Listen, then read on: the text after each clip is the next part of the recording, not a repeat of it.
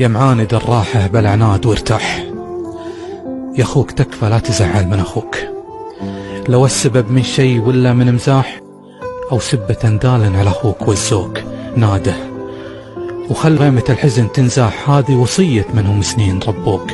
ليه القطيعة؟ ليه متى بعد وجراح؟ ولا متى هم وخيانات وشكوك عند البشر؟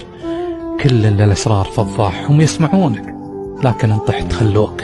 بيت مغطيه الزعل، بيت الأشباح بابه من الفرحة على طول مسكوك، نفوس مشحونة وطعنات وصياح أذيتهم في قاسي الهرج والذوق، ما حد يشيلك لا غزت قلبك رماح. اخوانك اللي ضقت شالوك، اخوانك العزوة وهم درع وسلاح، اللي دريت انهم لك العز عزوك، هم راس مالك والغنايم والارباح.